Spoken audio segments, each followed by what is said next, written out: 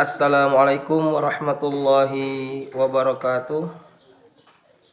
Pada kesempatan hari ini sedikit ingin menyampaikan sikap atau langkah kita selaku orang yang beriman ketika melihat atau menyaksikan saudara kita melakukan sebuah kemaksiatan, melakukan sebuah kemungkaran.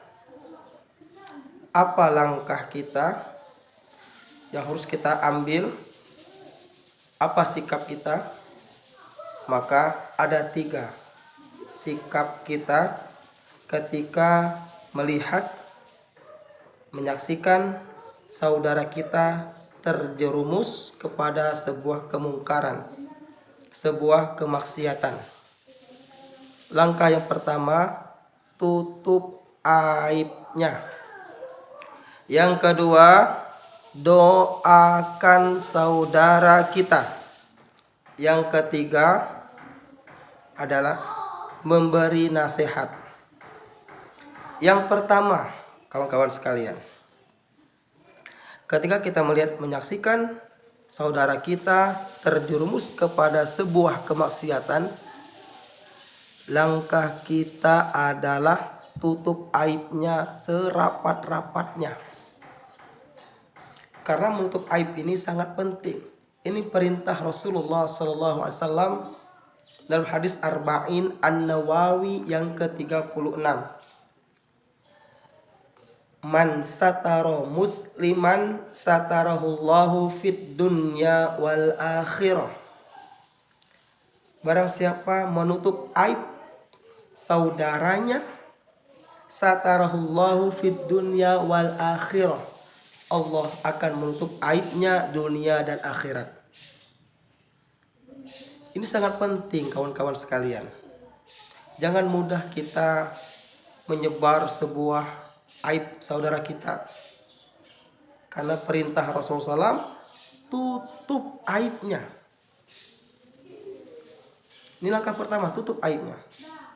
Apalagi ketika kita melihat atau menyaksikan saudara kita melakukan sebuah perzinahan.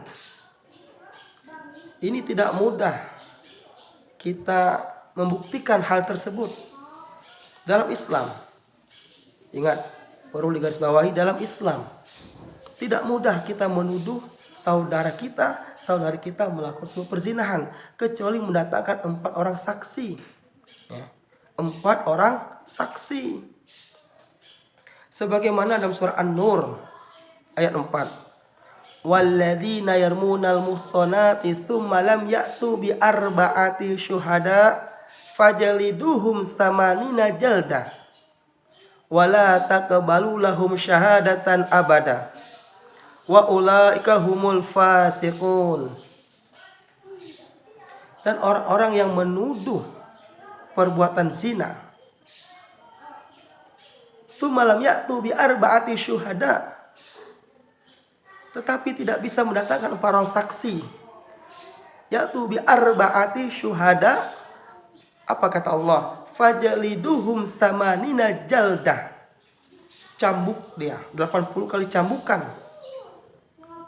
Wala taqbalu lahum syahadatan abada. Dan jangan diterima kesaksian selama-lamanya, kata Allah. Wa ulaika humul fasiqun. Dan merekalah golongan orang-orang yang fasik.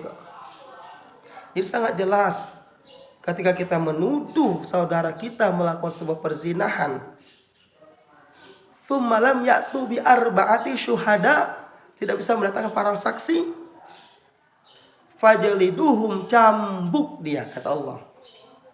Tsamanina jaldah, 80 kali cambukan. Ini luar biasa bagaimana kehormatan kaum muslimin benar-benar terjaga, benar-benar dijaga. Masalah dia melakukan sebuah dosa, itu urusan dia kepada Allah. Tapi tugas kita, sikap kita, langkah kita ketika menyaksikan hal tersebut, diam. Dalam arti tutup aibnya.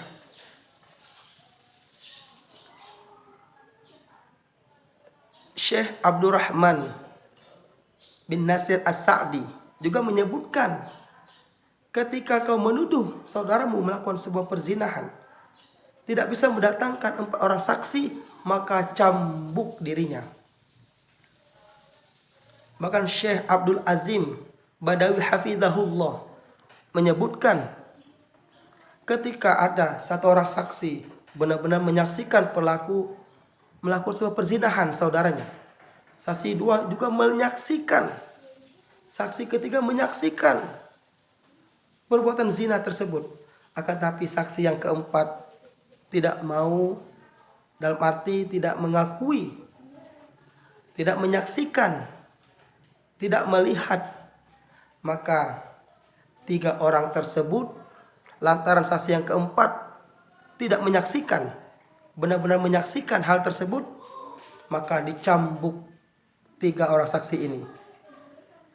Apa maksudnya? Supaya kehormatan kaum muslimin benar-benar terjaga aibnya. Dalam arti kehormatannya. Aib itu urusan dia kepada Allah. Sekali lagi, langkah kita tutup aib saudara kita. Hilal bin Umayyah, kita ketahui bersama kawan-kawan sekalian, namanya juga diabadikan dalam Al-Quran. Salah satu dari 3 sahabat yang tertinggal dalam perang Tabuk. Hilal bin Umayyah ini menyaksikan istrinya berzina, kemudian mengadu kepada Rasulullah SAW. Rasulullah menjawab, wahai Hilal bin Umayyah, datangkan 4 orang saksi. Jika tidak kau datangkan para saksi, maka punggungmu akan dicambuk. Wahai Rasulullah, apakah ketika seorang laki-laki menyaksikan seorang perempuan berdua dengan laki-laki, apakah juga harus mendatangkan saksi?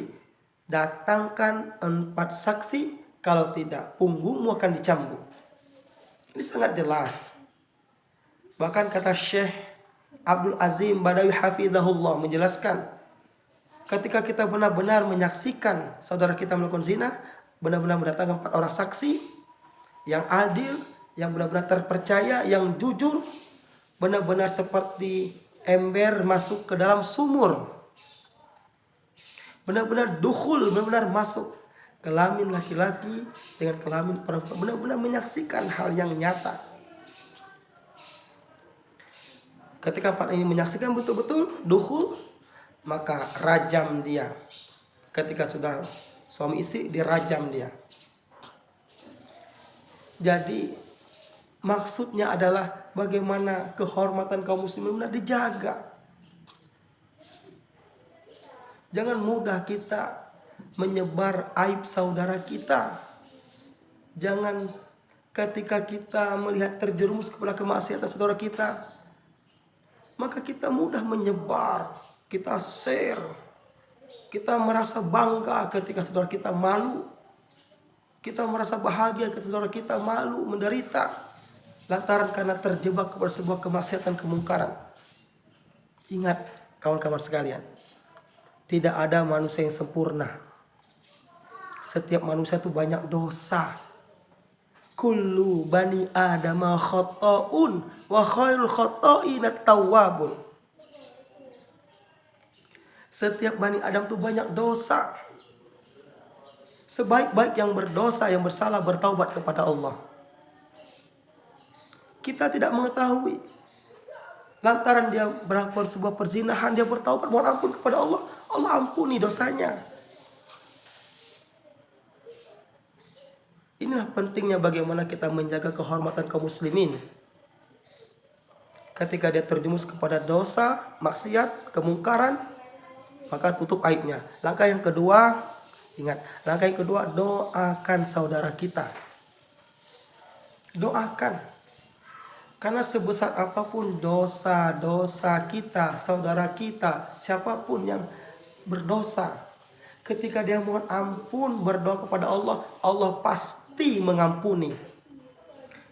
Ini sangat jelas hadis Arba'in An-Nawawi yang ke-42.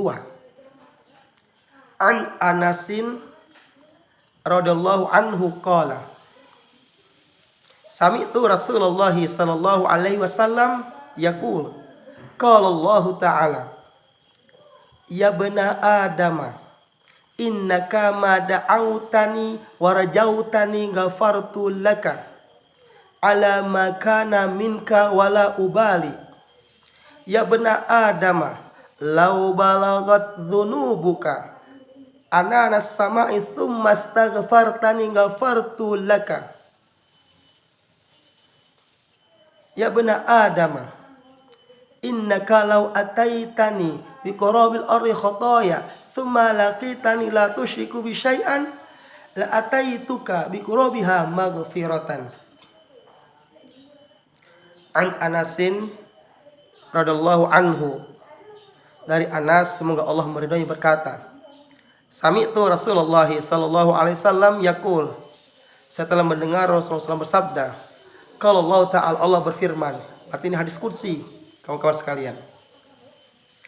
Ya bena Adama, wahai anak Adam, innaka ma da'autani wa rajautani ghafartu laka ala ma kana minka wala ubali. Wahai anak Adam, selama kau berdoa mengharap hanya kepadaku, kata Allah, ghafartu laka, aku pasti ampuni. Aku tak peduli apa yang telah kau lakukan. Ingat, ketika berdoa mengharap kepada Allah atas segala dosa-dosanya, ghafartu laka, Allah pasti ampuni. Ya bena Adam, wahai anak Adam, lau balagat dzunubuka ananas samai. Ingat, luar biasa hadis ini. Seandainya dosamu setinggi langit, lau balagat, setinggi langit ya, dzunubuka ananas samai, tsumma astaghfartani, kemudian kau mohon ampun kepadaku, mohon ampun, berdoa mohon ampun kepadaku, kata Allah, ghafartu laka, aku pasti mengampuni. Tsumma astaghfartani, mohon ampun, menyesali perbuatan dosanya, perzinahannya. Apa kata Allah? Ghafartu laka, aku pasti mengampuni. Ya bena Adam, wahai anak Adam, innaka law ataitani biqarabil ardi khotoya, seandainya kau mendatangiku, kata Allah, dengan membawa sepenuh bumi, membawa dosa kesalahan sepenuh bumi, kata Allah, tsumma laqitani la tusyriku bi syai'an, asalkan kau tidak menyekutukan Allah, maka aku akan mendatangimu dengan membawa ampunan sepenuh bumi pula. Hadis riwayat Tirmidzi. Luar biasa kawan-kawan sekalian. Ketika sang hamba setelah melakukan sebuah perzinahan, kemaksiatan, kemungkaran, dia mohon ampun kepada Allah. Ingat, dosa setinggi langit, sepenuh bumi pun ketika berdoa kepada Allah, mohon ampun kepada Allah, ghafartu laka, Allah pasti ampuni. Maka dari itu sikap kita ketika menyaksikan, melihat saudara kita melakukan sebuah dosa, jangan kita merasa kita paling suci, seolah-olah saudara kita terjebak kepada kemaksiatan tersebut, kita memvonisnya ahli neraka, masuk neraka. Nggak usah.